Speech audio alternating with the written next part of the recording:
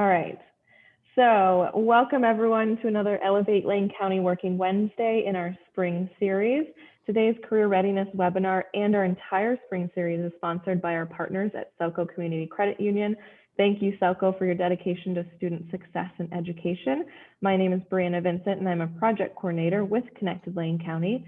As many of you know, each Wednesday for the next few weeks, we'll be joined by a local professional who will help walk us through a new career readiness skill. Joining us today to tackle the so important professional skill of email, phone, and voicemail etiquette is Jonathan Driscoll from Wayfair. Thank you for being here today, Jonathan. Would you like to introduce yourself and tell everyone a little bit about you and what you do for Wayfair?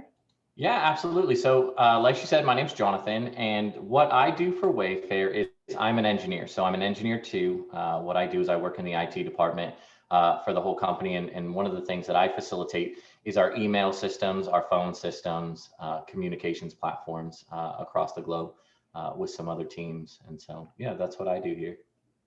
Awesome. All right. So I want to remind all the students and educators watching live that we cannot hear or see you, but we invite you to type any questions that you have for our host into the chat box or the Q&A feature. We'll make sure to get those answered. And you are also welcome to raise your hand and we'll unmute you so you can ask your question aloud. We'll have lots of time for questions in the second half of the webinar, or lots of time for those questions to be answered in the second half of the webinar. So take it away, Jonathan. All right. Hello, everybody. So one of the things that I want to encourage is that this should really be a two-way kind of communication. So if you do have questions, feel free to just throw them into the chat. I'm keeping an eye on it, so I'll be super responsive if I see anything. And we'll try to just go through this. So, they called me and said, hey, we need somebody to talk to us about, what we would kind of consider professional communication. What would be a good way to do that? And so I put together this little slideshow with some information. And hopefully you guys find it useful. And if you have any questions, feel free to ask. So there's really three types of communication when we're talking about communicating in the professional world, right? Obviously, there are a few more, but the ones we'll talk about today is text, phone, and email.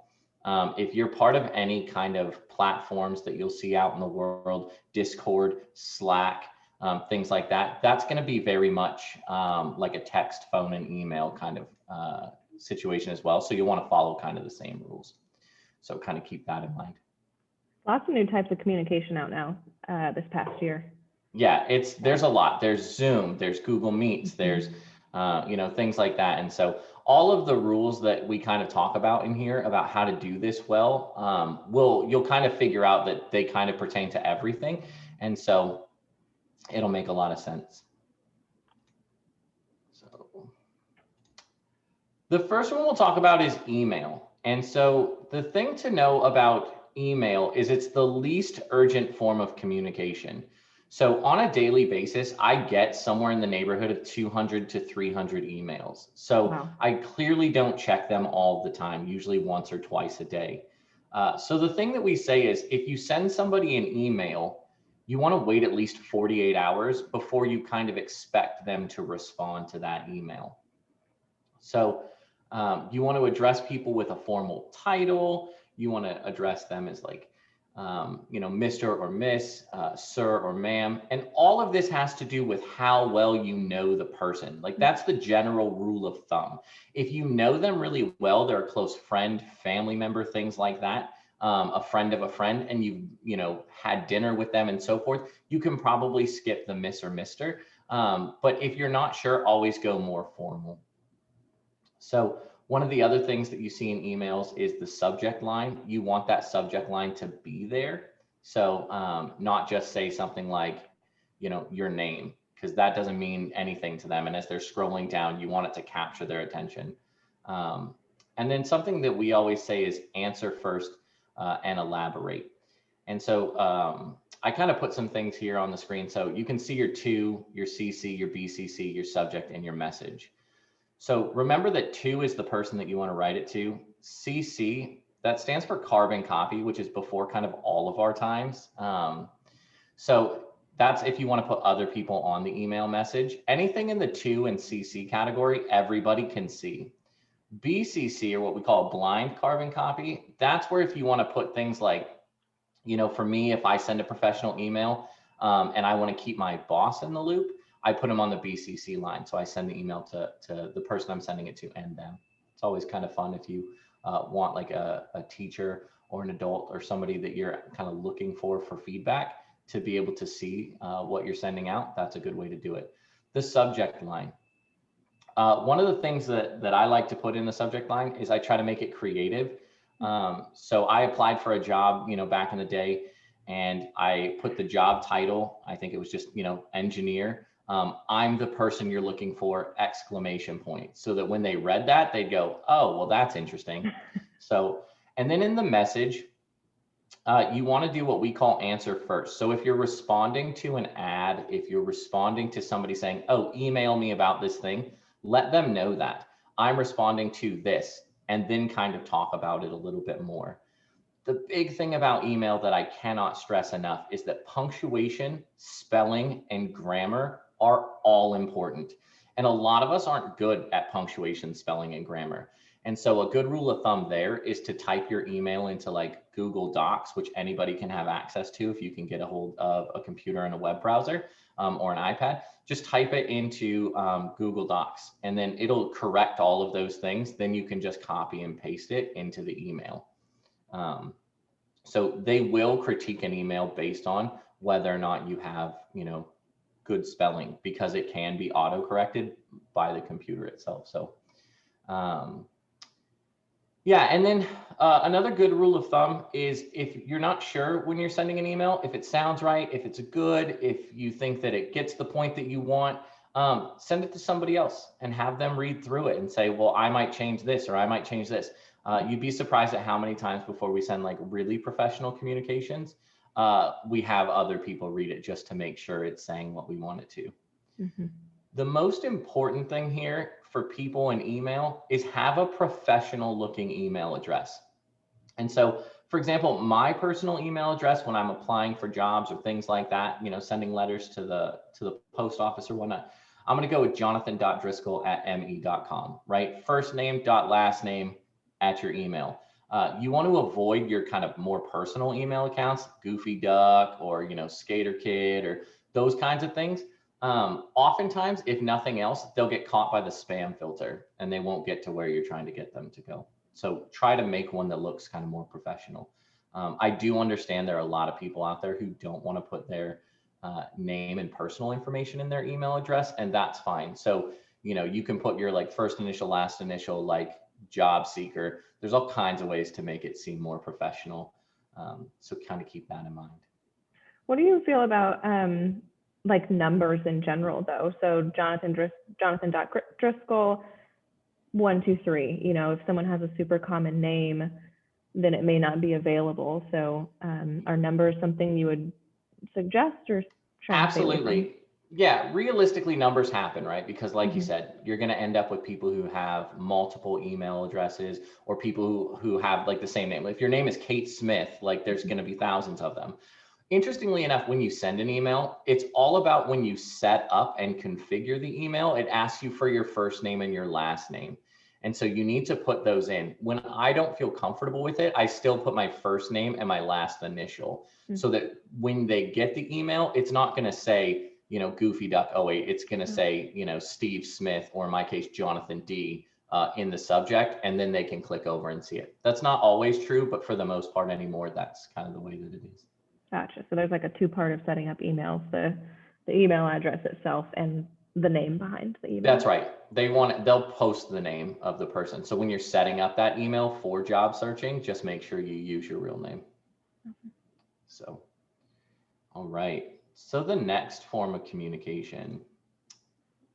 Oh, here's a good fact. So in your email, we have signature lines, right? So that's a good thing to put in and to automatically put into your email. So you want your first and last name, your phone number, your email address, and depending on what you're doing or why you're doing it, you may even toss in your address. And so, for example, when you look at my personal email account, you're going to see my first and last name, my phone number, and then my first dot last name @me. I want whoever gets this email to know exactly how to get a hold of me. And I don't want that to be complicated. And so I want it to go in every single time. And so that's simple. At Wayfair, we take it a little bit further, right? So we not only put my name, but then also my title. We put which location I work at, my direct phone number, my email address, and then obviously we're going to brand it with a whole bunch of the different companies that we represent. And if any of you decide to start calling me in the middle of the night, just so you know, I will answer.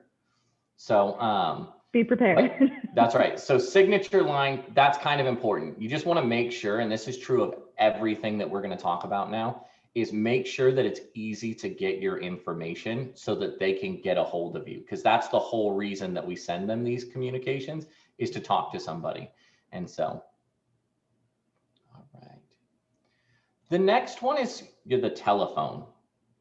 This is where we find the most hesitation from people, is calling people on the phone or even answering the phone.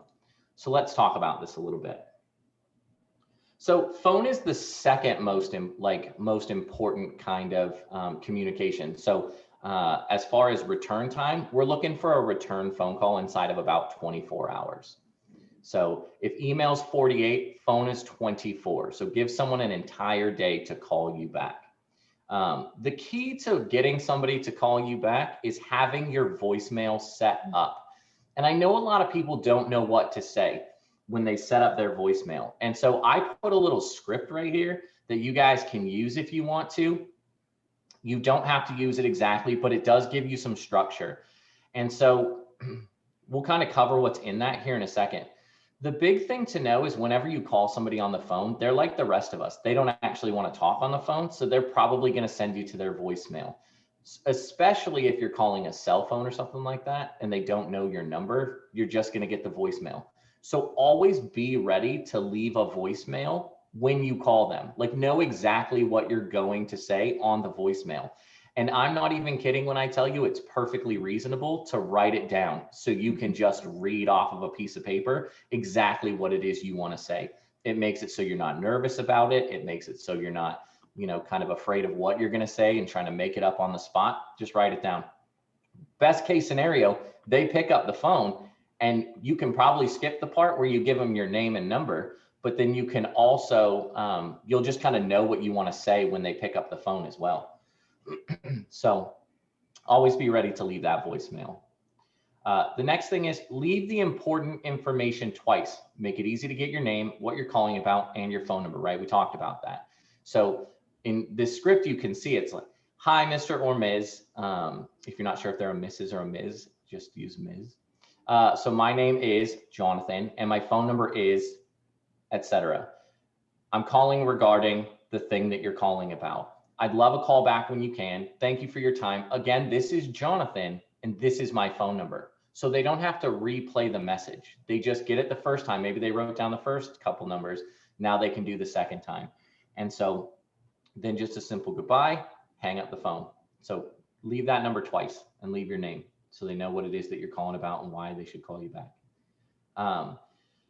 Another thing that's important is if you're busy, if you work another job, if you're in school during the day, if you just have a crazy schedule, one of the things to do is to give them a suggestion of when it's a good time to call you back, right? You want that job, you want that opportunity, you want to talk to them. However, sometimes you're going to put everybody in a bad situation by taking a call when you shouldn't. And so just tell them, I'm available tomorrow between 12 and 2, and then again from 5 until 7 p.m. If that doesn't work, leave me a message when I can call you back, and then you try to call them back during the time that's available to them.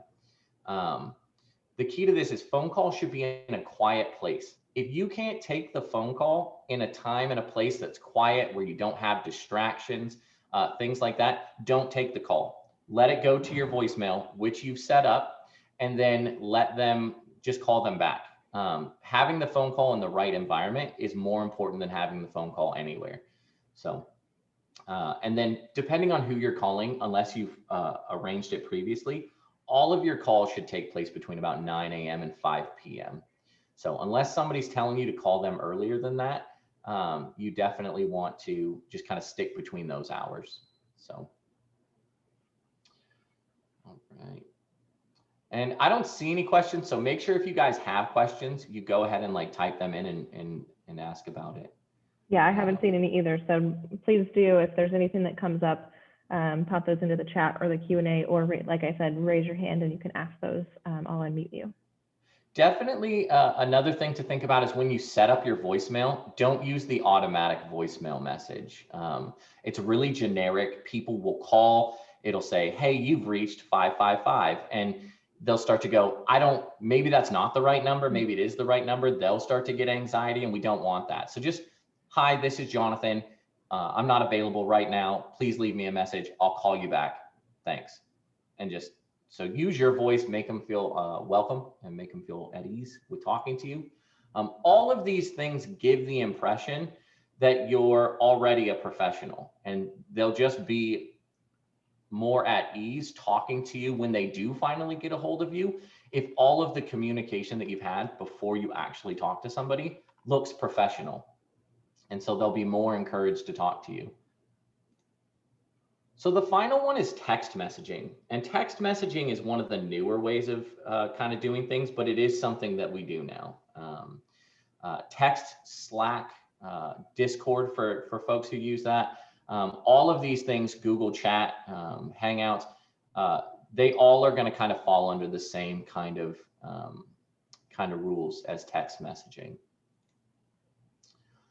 So text messages are the most urgent form of communication. So if you send a text, you should really be thinking you're going to get a response in about 12 hours. So the thing about text messaging is you should treat it like an email. So you should make sure that your spelling and grammar are on point. Avoid abbreviations like the things we do every day, LOLs, BRBs, OMGs. Stay away from that in the text messages, especially at first. And do not use emojis. If you know the person, you can be more relaxed with your text messages. So if you know them, they're a family friend, you've had interaction with them before, feel free to toss a smiley face in there, but be very, very particular with the emoji that you choose to use. Don't type in all caps. Tell them who you are. So in the message, you can see that I put here is Mr. or Ms. Whoever, this is Jonathan. I wanted to send a quick note that I applied to the position and the office mentioned that I should text you to let you know. I look forward to hearing back, and then sign it. This is who I am. So that they know when they get that message from a complete stranger, who it is, why they're texting, etc. And so that sign off with your name. Now, Olivia said, how often should you follow up if you haven't gotten a call back from someone? So the first thing is if you sent an email and somebody didn't email you back inside of that 48 hours, feel free to send a new email. Change the subject line a little bit so that it's just not a resend or a reply all to the email that you sent. So maybe it grabs their attention. Hey, I sent an email previously. I haven't heard back. If you get a call back or you haven't gotten a call back, it's kind of, if you've gone 24 hours, 24 full business hours. So if you call them on a Friday and they don't call you back till Monday, that's pretty normal. But if you left a message on Friday and you haven't gotten a call back on Monday, it's well within your rights to call on Tuesday and say, hey, I left a message on Friday. I'm just calling to touch base and see if you guys got the message on Tuesday. That's giving them more than enough time. If you leave a message and you still haven't gotten a call back, now it's time to really double up on your communication, right? So you're going to maybe make a call back and say, I've emailed you back. Is there a time that's good for you? Start asking questions. All of this is predicated on the idea that they're expecting you to call. If you're just trying to get a hold of somebody, verify that you have the right number, ask somebody wherever you got the ad. And then, like I said, try to do more than one. Just say, if you send an email because you already called in, just say, hey, I'm sending you this email because I called in twice. I haven't heard back. I know you're busy. The tone of these messages when you're reaching out to them should always be one of, kind of kindness. So don't be irritated. Don't be frustrated. You want something from them typically, or they would be reaching out to you. And so kind of keep it on that, like what we call assume best intention, which is just assume that they're busy, assume that something's going on we don't know about, and let's give them the benefit of the doubt.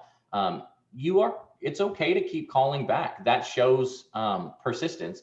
And what I say is, when I finally do get a hold of somebody who I've been trying to chase down over time, is, hey, thank you so much for taking my call. I know that I've been really professionally persistent in trying to reach you. And then you kind of move forward with that. It does show there is a fine line between kind of being annoying and being persistent. And it really is obeying that 24-hour rule. If you're calling 2 and 3 times in a day, not okay. If you're calling once a day because you haven't heard back, that's perfectly appropriate. Try to vary the times that you're calling too. So if you're calling every single day at noon, that's probably their lunchtime. Maybe they're just not checking their voicemail. So also sometimes looking when you call in, is there a phone tree? So you're getting the receptionist desk, but maybe there's a phone tree and you can call somebody at the company, look up their website and see if maybe you could reach somebody in the HR department, in the department you're looking for a job. Sometimes that's a little bit of detective work, but definitely if you're at the point where you're calling people kind of consistently, you're in the right place. Would you say there's a point where you would give up? I don't know if I want to use those words, but is there a point where, you've called, you've given the 24 hours, you've called again, you've sent an email, you've waited 48 hours, you've kind of done multiple forms of communication and you still haven't heard anything yet? Where do you go from there? Well, I'm certainly a little bit different it depends on the situation. I mean, really. So at this point in my career, I'm a professional and, I have a little bit of clout in the sense that if I keep calling to try to follow up with you and then you just don't after a good couple of weeks, you're well within your rights to say, this is clearly not a good fit because, just as a personality, what we call a culture fit, I think I would prefer to be part of a culture where they return phone calls and things like that. Right. But again, if we assume best intention, that's where we start doing some of that detective work and really just trying to maybe that phone number. A lot of companies have a lot of phone numbers. And so the phone numbers route to different ways and different people. And so sometimes they just post a wrong phone number. There was a typo in the job posting. All kinds of things can happen. And so that's where it's, if you just keep, but if you want it, really keep trying to follow up. If it was one of 15 job applications that you've made and this one just isn't responding, if it's not something that you think you're going to be passionate about, like you're well within your rights to kind of let go of it. And if you want, you can always circle back. I like to keep, when I'm applying for jobs or things like that, I keep a list of the places that I've communicated with so that I know when to go back and communicate with them again, just to, follow up. And so sometimes give it a week. Maybe, it's I know that a lot of different offices take group vacations. That's probably not something that's happening right now, but, you never know. And so it is okay to just stop at a certain point, but, do that professional persistence, what we call your due diligence. So you did everything that you could possibly do. And if you can sleep at night after that, then you're probably okay. All right, any more questions? So a couple of other things to remember when we talk about professional communication. Email and text messages can be shared without your consent. So if you send an email, if you send a text message, whatever you put on that message can be screenshotted, can be shared. So really think about, if anybody anywhere saw this message, would it smack of professionalism? Would it say, I'm a professional when I sent this? If you're not sure, or the answer is no, do not send it. If it's okay to be direct and it's okay in certain professional communications to be frustrated, but just remember that all of that stuff can then be documented. So you want to keep an eye on what it is that you put on paper, what it is that you write down in a message. That goes with social media as well, because now they know your name. They know that you're looking for a job at their company. They know that you want to work with them or for them. And so everything that has your name on it on the internet is something that they can access and look up. And so as you're doing all of these things, as you're trying to grow your professional career or just grow at all, you really want to make sure that anything that people can find about you on the internet is something that you would either want them to find, or you cleaned it up enough that it doesn't look, completely irresponsible. And so keep that in mind, because they do look at those kinds of things. And so posts that we make, things that we say, my Twitter feed, all of those things are fair game in the professional communication world. So I have a question. So you gave these time limits of, Mhm. 48 for emails, 24 for phone calls. Is that a kind of timeline that as you're applying a job, you should wait 48 hours to respond to someone as well? Or if you're applying for jobs, kind of what's your time limit as the applicant? Should you wait that Sure. 48 before? So context is key in that department. So if you're applying for a job, you want to be punctual with your responses. However, if they email you back at 5:30 on Friday afternoon, depending on the job, it's okay to wait until Monday, But the way that I do things is I have anxiety. And so the minute I see the email that it has come in, I will usually respond to it. It really just depends. If they're asking you to gather documentation and things like that, which happens sometimes, they want you to send a resume or whatnot, and maybe you don't have the time to do that right then, just shoot an email back that said, hey, thank you for responding to my email. I'll gather the appropriate documentation and have it to you on this day. Because it does make you seem eager. It does make you seem on top of it.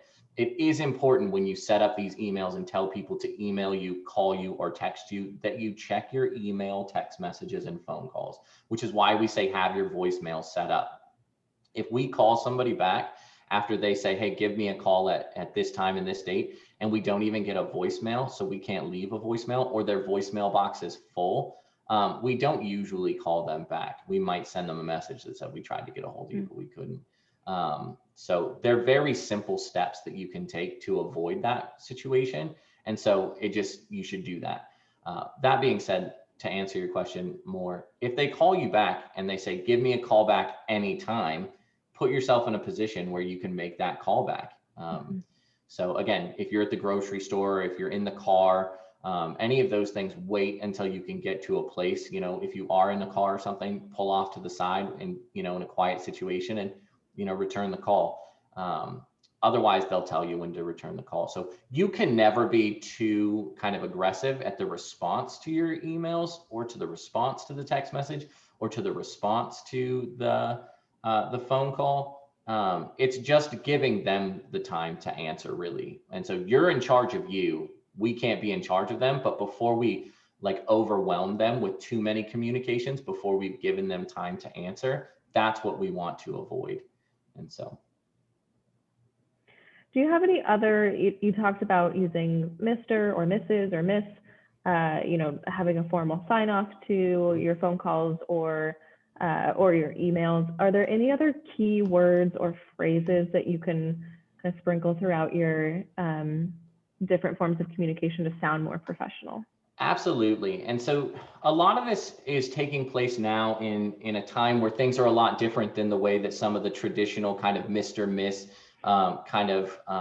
titles, they don't make much sense anymore, right? Because not everybody identifies that way. Not everybody wants to. And so when in doubt, use a person's first name. It seems kind of informal simply because of the fact that, as right now I'm speaking to high school students or younger people. I have no problem calling a 65-year-old man Steve, no problem. But it's taken me almost 30 years to get to that place. In these cases, if you're not sure how to address them, just call them by their name. It is the safest, best bet to get to make the point that you want. So that's my first tip is that, like I said, tone. Always assume that the person that you're talking to, even if they're kind of coming across rude, or you don't understand what they're saying, or any of those things, assume that they're trying. Assume that either they're having a bad day, or any of those things. So even if you're dealing in a communication sense with somebody who is challenging to communicate with, always do your best to put yourself at the top of that conversation. Because again, who else is reading that conversation? Who else is seeing that conversation? Who else is, going to be privy to the communication that you had? And how did you look during that communication? So especially with email and text messages, you have time on your side to stop, think clearly about what you're going to write, think clearly about the point that you're trying to make, and then make it. On the phone, that one's difficult. So one of the things that we teach people is, if you're in a conversation and you're starting to feel kind of overwhelmed, maybe they're just giving you so much information. It's okay to say, I appreciate everything that we've talked about so far. You've given me a lot of information to think about. You've given me a lot to think about. Can I call you back? And then pick a time later when you can call them back. This works in personal relationships. This works professionally. It works all the time. Just, you've given me a lot to think about. Let me get back to you, and then set that time to get back to them. So that always helps. That's usually communication wise. The hardest thing is trying to figure out how to get out of communication when you need a minute. But then, just making sure they know who you are, why you're contacting them, how to get a hold of you. If possible, when is it good to get a hold of you? And then, making sure that you're available when they do answer to get a hold of them. And I assume maybe like taking notes during phone calls is something you would suggest if they are providing a lot of information, so that then you can go back and really think about it and really remember what they said. Absolutely. And tell them that you're doing that. Tell them you're taking notes, because the difference between a person who's actively engaged in a conversation and a person who's taking notes during a conversation is dramatic. So I'm going to know that it seems like you're not really paying attention, except that you're just writing things down. So you're not talking because you're writing. And I'll know that if you just say, would you mind if I took some notes? Great. And then you're just taking notes. So absolutely, taking notes is super important. It also has some added benefits. If you're a chronic interrupter, a lot of people are, they get really excited and they just want to speak. Taking notes will stop you from doing that, because you'll be listening to write things down, not listening to respond. And so it will slow that conversation down for you. So if that's something that you identify with, interrupting, I know I do, that's always a great thing to do. When you're talking on the phone, this is going to sound silly, so I apologize in advance, but smile. The tone of your voice is very different when you're smiling and when you're not. So if you're not sure, just put a smile on your face and just start talking with a smile on your face, and you will sound happy, you will sound encouraged, you will sound better than if you're just like, hey, how's it going? Great. No. People have a phone voice. People have phone voices. Now they have Zoom voices. I know I'm very much guilty of that, but it makes a big difference. It's a huge difference. And my son, like we talked about earlier, who doesn't want me to tell jokes today, he does my voice. He does an impression of me in meetings, because it is different than how I just talk to people normally. And so, So again, the big things: who are you? Why are you emailing, texting, or calling me? How can I get a hold of you?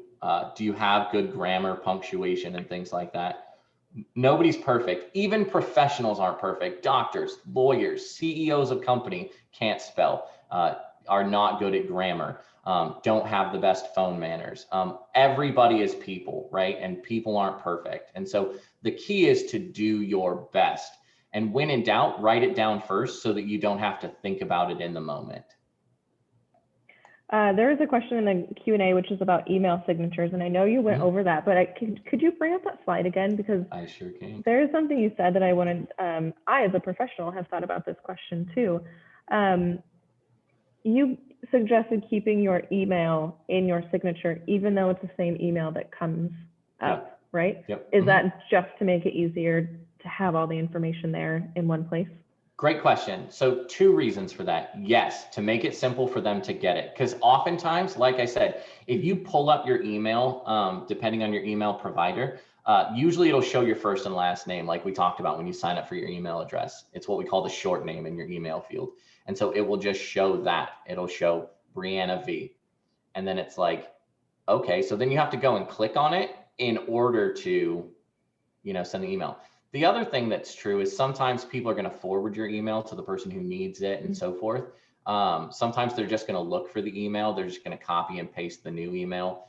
It's great if they're trying to reply to your email, but not everybody does that. Maybe it's been a couple of weeks. Maybe they're putting it into their phone book. All kinds of reasons that you want to put it just down at the bottom. But you definitely don't want them to have to do any work to remember how to get a hold of you. You want to make that process as simple as humanly possible for them so that they just are like, okay, well, I know how to reach this person. Let's do it. In our case at Wayfair, you can see we've actually made the email address a hyperlink, which takes some doing if you don't know how to do it. So all they have to do is just click on my name at that point, and then they should be able to just email me straight from there. So taking out every little thing that you can do that would make it difficult for them to reply to me. Gotcha. Another question on emails. You had the Jonathan.Driscoll and the more unprofessional email. The goofy.80. Yes, yeah. goofy. Thank you. I was going to say something with that. Do you suggest that people have a professional email and maybe a friend email, or combining them all into one? As people start to apply for jobs, do they want to make their professional email theirs, or how do you kind of suggest navigating multiple emails?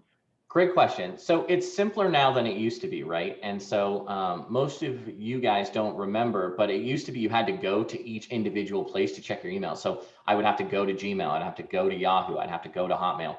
But on our phones, our smartphones and things like that, it will just show all of your email inbox in one place.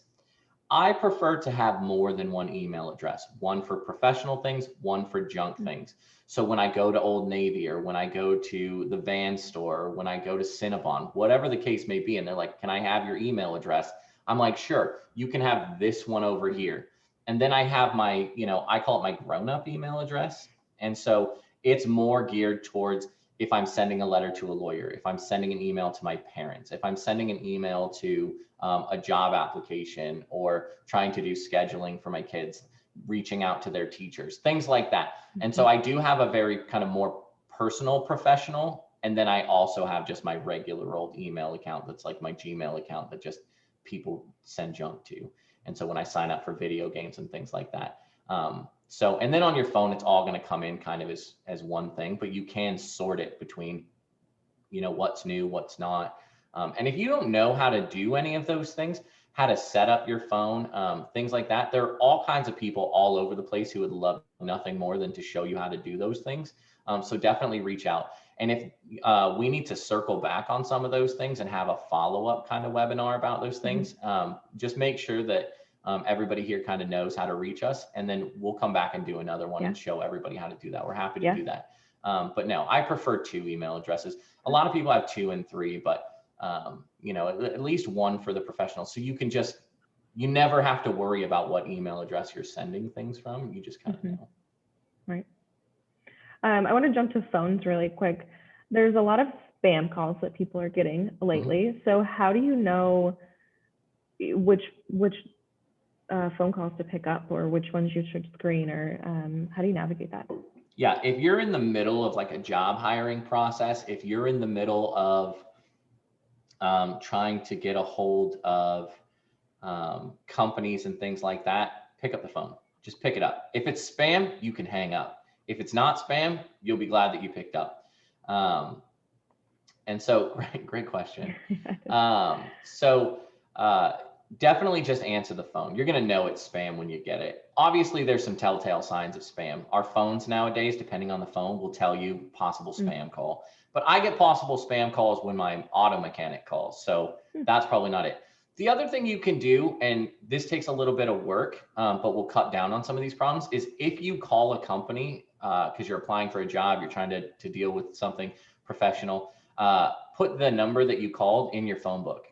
Like just put it in there. And so then you'll know if they call back from that main number that this is who's calling. So you'll save yourself a little bit of that anxiety. There's not really a great way to stop spam calls. We deal with this at Wayfair every day because we get thousands of them per day.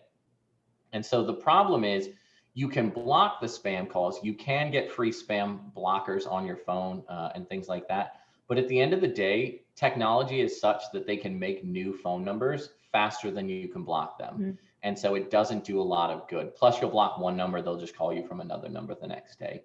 And so no, until kind of people at a higher level, whether it's local government, federal government, state government, start really regulating that kind of thing, it's just something that's going to kind of exist for a while. Gotcha. Mm-hmm. All right, last call for any questions. You hit a ton of points here. This was really awesome. There's a couple of my questions that I asked for personal too. I have a number in my personal email that I use. It still has a number in it because I needed to do that. So that's good to know that numbers are still acceptable in email addresses. Yeah, if you're willing to get phone calls, and when we're trying to get jobs, when we're trying to communicate like with professionals and things like that, in the professional world, we want people to get a hold of us. And so as long as you're in that place where you're trying to get companies and businesses to call us, it's important for them to know how to do that. If I email my kid's teacher, I definitely want them to get a hold of me. However, they're the most is convenient for them. But if I was emailing somebody else, about something on Craigslist, I would probably just delete the phone number out of there because I wouldn't want them to have it. And so that's perfectly fine. But always err on the side of more information because you can always delete it kind of later. Great. Okay. Any other last minute tips for anyone? Anything else that's come up for you during this that you want to share? Last minute pieces of advice? All I would say is don't be afraid of answering the phone and don't be afraid of calling people. So I have a real phobia of calling people. I don't like doing it. I haven't liked doing it since I was young. I'm just always nervous that they're going to ask me questions that I don't know. Right. But at the end of the day, everybody gets asked questions that they don't know. Like we don't know everything, and it's okay and professional and very mature to say, I don't know, but I can sure find out. And so just answer the phone. Get that voicemail, communicate, reach out, make sure that the spelling and grammar is good, copy and paste, ask people to review it. There's no shame in it. And then just communicate. And so that will get you almost all the way there most of the time. It's just being somebody who's willing to communicate. Yeah, I take notes during phone calls. I write down notes before phone calls to make sure I remember what I want to say because, you don't know if someone's going to answer or not answer. So I always write notes for myself before, take notes during, and then, take that little second to pause and say, let me think, and then answer their question. Yeah, always ask yourself, what are you trying to accomplish when you're communicating? So are you trying to get them to call you back? Are you trying to get them to answer your questions? Or are you just trying to be acknowledged that you did a thing? And so knowing kind of your reason for communicating will really tell you like, how aggressive should I be? How long should this voicemail be? If the call is just to get them to call you back, it does not take a 2-minute voicemail to do that. It takes a 30-second voicemail to do that. So err on the side of brevity or shortness. Try to be succinct with your words and just say, this is what I want. This is what I need. This is when I can have it. Give me a call back. And they will respect the fact that you respect their time enough to be short. Great. All right. Thank you, Jonathan. Thank you, students, and everyone for being here for this webinar. We will see you next Tuesday and Wednesday for the next webinar series and Tour Tuesday. Thank you all. Have a good day. Thank you. Bye.